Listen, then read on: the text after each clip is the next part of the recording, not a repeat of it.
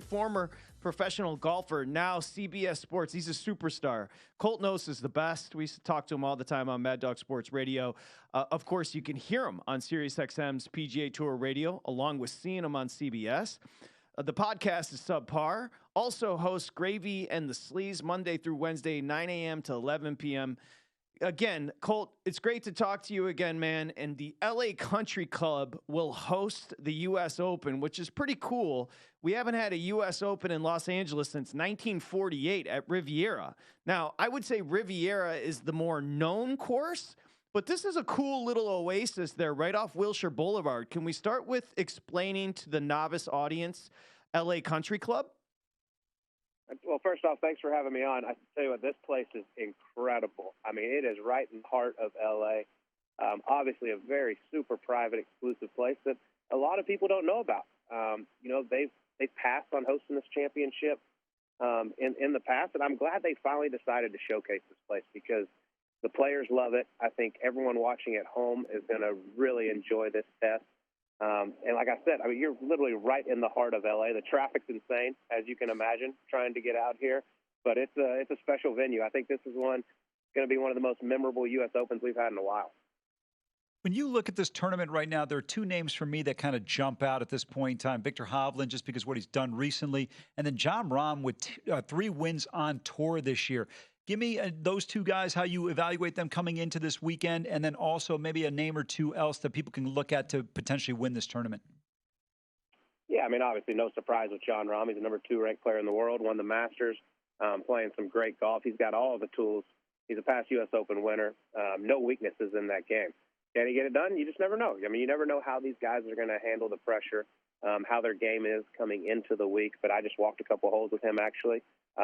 Everything looks really, really good, as it usually does for Jon Rahm. So it wouldn't be one bit surprised if he's up there. As far as Viktor Hovland, I mean, what a performance he had at the Memorial. His short game has got so much better. He's been working with Joe Mayo, and it has changed his game. I mean, in my opinion, the short game kept him in the PGA Championship just a few weeks ago. I think with that added confidence, it really frees up his ball striking. And Viktor Hovland is a man on a mission, and he continues to get better and better, and eventually he's going to pick off one of these major championships. Colt Knost joining us, U.S. Open, LA Country Club tomorrow here on Sharp Money. So let's continue with the quirkiness of the course. Colt, how about this? You get a par 3, depending on pin placement, that could play sub 80 yards. And it's not an easy course because it's a postage stamp as far as the green. And then you've got a par 3 that could play 290 yards. That is wild. Well, I'm actually standing right here in between both of those holes. They're right next to each other. I think the most interesting one, the 290, whatever, I think that's stupid just because I don't think we need par 3s that long. It does give you some room to run it up and everything there. But you go back to 15, which is they're going to play 77, 70 yards, one such a small little area.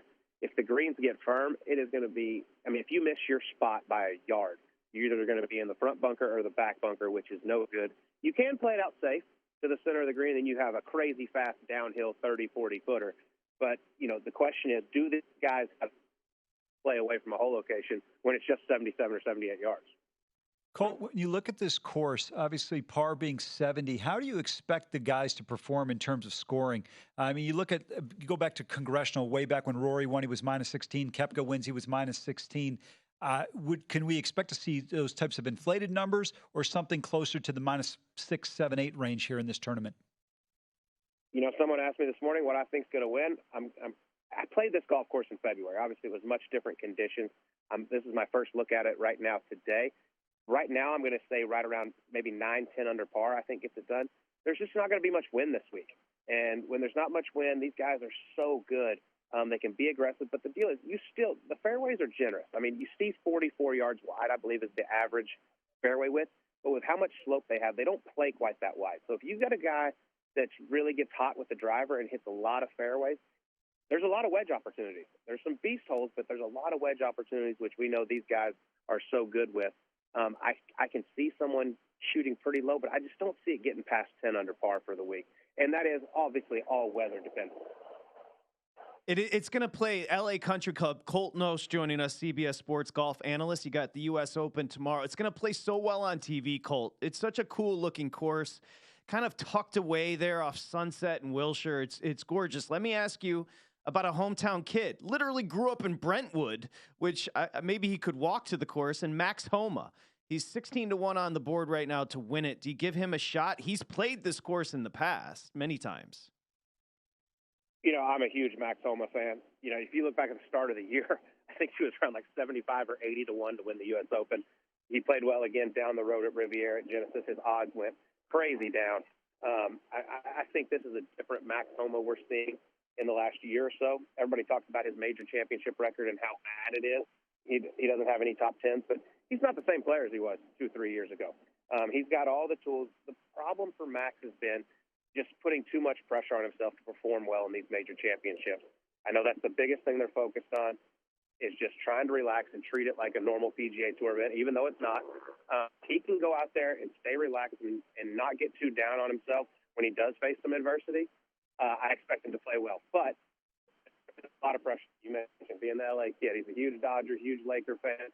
He's going to have so much support out here. Has a great group with Colin Morikawa and Scottie Scheffler. There's going to be a lot of eyes on him. It's just handle it. And I think he just needs to see success in a major championship, and then he's going to be off and running. You mentioned Scottie Scheffler. He's the odds-on favorite right now to believe 6-1 to win this tournament. Well, how do you fancy his chances this weekend? It's just crazy to see what he has done with the ball striking. I mean, his numbers are historic. I mean, they're second only to Tiger Woods back in 2000. He missed the playoff at Colonial and Memorial by a shot and finished dead last of those guys that made the cut in putting both weeks. So if he puts better than one person, he runs away with these golf tournaments. That's how good he's striking it. I know he's tinkering, with some different weights in the putter, possibly trying a general. If he can just make anything, he could absolutely run away with this thing. I mean, he won the Players' Championship this year, and he was 48th in putting, and he won by 5. So obviously the putter is huge. The ball striking, he is by far the best ball striker out here. It's just whether or not he can make a few putts. Colt, how about Brooks? It's a quick turnaround. We know he's been having fun, but this is what he does. He rallies for majors. He's got the mind. He's got the game for this type of tournament. Give me your thoughts on Brooks Koepka coming in. I mean, how do you not love him to go out and absolutely pick off another one? He's won 5 major championships. He's 33 years old. He said his goal is to get to double digits. He's a monster, and the other players know it. I mean, talking to some of the best guys out here in professional golf, I was getting texts on Sunday at the PGA.